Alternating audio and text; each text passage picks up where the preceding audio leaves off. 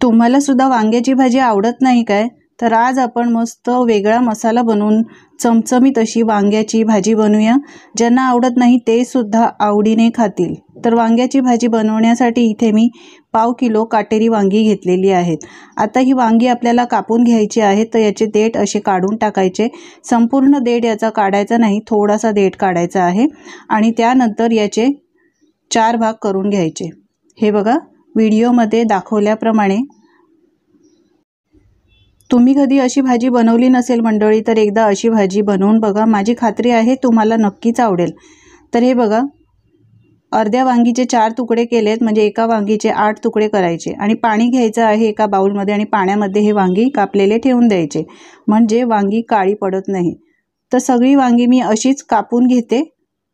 तुम्ही ही भाजी करण्यासाठी दुसरी मोठी वांगी येतात ना, भरीत बनवतो, ती वांगी सुद्धा वापरू शकता. त्या वांग्याची भाजी सुद्धा मस्त लागते. तर हे बघा अजून एक वांग मी कापून दाखवलंय. हे पहा सगळी वांगी मी कापली आहेत आणि पाण्यामध्ये घालून ठेवलीत, म्हणजे काळी पडत नाही. चेक करायचं यामध्ये किड्या तर नाही. तर यामध्ये किड्या नाही आहेत, फक्त काळ्या बिया आहेत थोड्याशा यामध्ये. आता सगळ्या वांग्या अशाच ठेवायच्या आहे. आता या भाजीमध्ये घालण्यासाठी मी इथे बटाटा सुद्धा घेणार आहे. तर इथे मी 2 बटाटे घेतलेले आहेत. आता याचे पण फोडी करून घेऊया. तर मीडियम आकारामध्ये मी फोडी करून घेतलेले आहेत. तुम्हाला याची सालं काढायची नसतील, नाही काढली तरी सुद्धा चालतील. आता एक मसाला बनवायला घेऊया. या मसाल्यामुळे वांग्याची भाजी आहे ना ती खायला अप्रतिम लागते. पॅन गरम करायला ठेवलेला आहे. गॅसची फ्लेम स्लोच ठेवायची.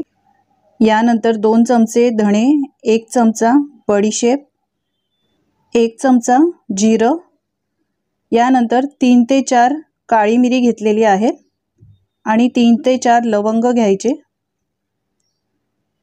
आता 2 चमचे मोठे मी इथे शेंगदाणे घेतलेले आहेत. यानंतर थोडेसे खोबऱ्याचे काप कापून घेतलेत. सुकं खोबरं आहे हे. तुमच्याकडे सुकं खोबरं नसेल, ओलं खोबरं घेतलं तरी सुद्धा चालतील. 2 काश्मीरी मिरच्या घेतल्यात, त्या सुद्धा अशा तोडून घालायच्या. आणि हे सगळं साहित्य आहे ते चांगलं स्लो फ्लेमवर भाजून घ्यायचं आहे. सगळं साहित्य पॅनमध्ये घातल्यानंतरच मी गॅस चालू केलेला आहे. आता हे स्लो फ्लेमवर 2 ते 3 मिनटं चांगलं खमंग सुगंध येईपर्यंत भाजून घ्यायचं. यामध्ये तेल घालायची अजिबात आवश्यकता नाही.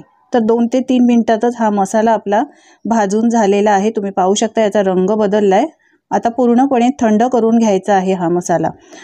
आता थंड झालेला मसाला आहे तो मिक्सरच्या भांड्यात घालायचा आहे. पण मिक्सरचं भांडं घेताना कोरडंच घ्यायचं, म्हणजे हा मसाला वाटून तुम्ही फ्रीजमध्ये 8 दिवस असाच ठेवू शकता. अजिबात खराब होत नाही. आणि आयत्या वेळेला सुक्या भाज्या बनवताना तुम्ही या मसाल्याचा वापर करू शकता किंवा ग्रेव्हीच्या भाजीमध्ये सुद्धा हा मसाला घालू शकता.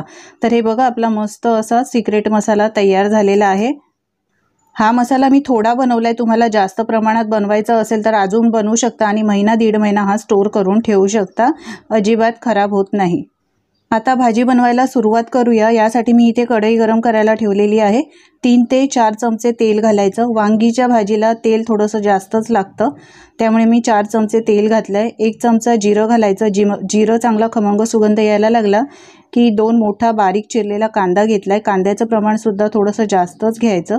कांदा चांगला सोनेरी रंग येईपर्यंत आणि मऊ होईपर्यंत परतून घ्यायचा आहे. यानंतर एक मोठा बारीक चिरलेला टोमॅटो घालायचा. कांदा टोमॅटो चांगले मिक्स करून घ्यायचे आहेत आणि लो टू मीडियम फ्लेमवर चांगले मऊ होईपर्यंत परतून घ्यायचे.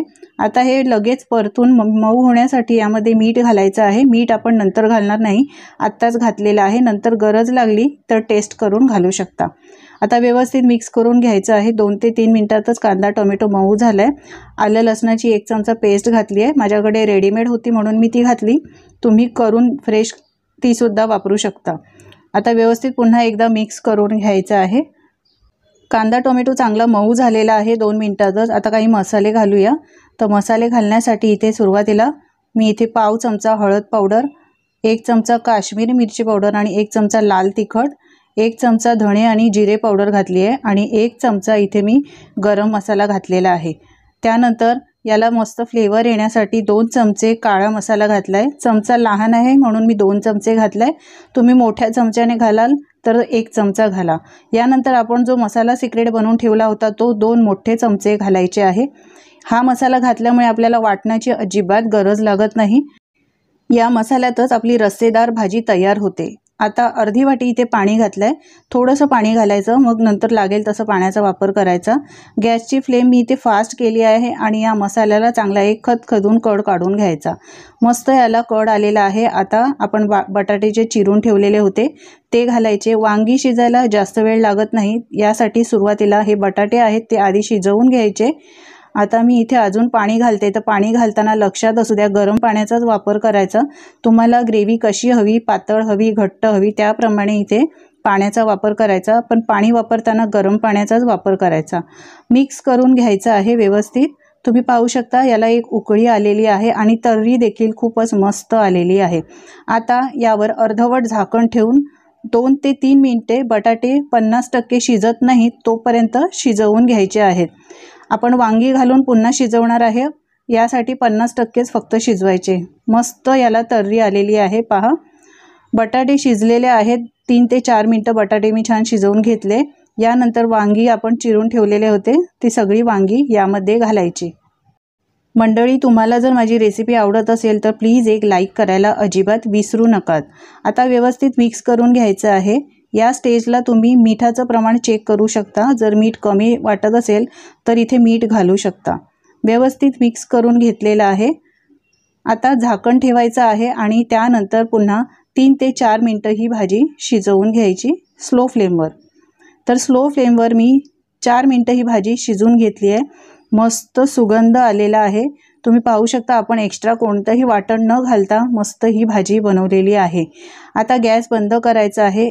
सकाळच्या घाईगडबडीच्या वेळी अगदी झटपट तुम्ही 10 मिनिटात ही भाजी बनवू शकता.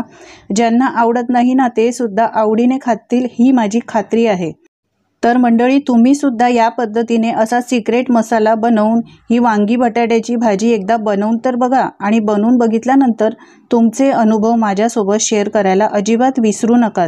आणि हो, तुम्ही कोणत्या देशातून कोणत्या शहरातून माझा हा रेसिपी व्हिडिओ पाहता हे सुद्धा कमेंट करून सांगायला विसरू नका, म्हणजे मी तुमचे आभार मानू शकीन.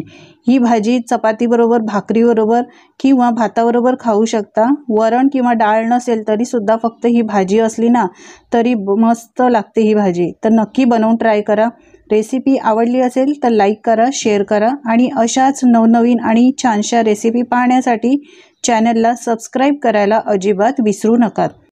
चला तर पुन्हा भेटूया अशा छानशा नवनवीन रेसिपीसोबत. धन्यवाद.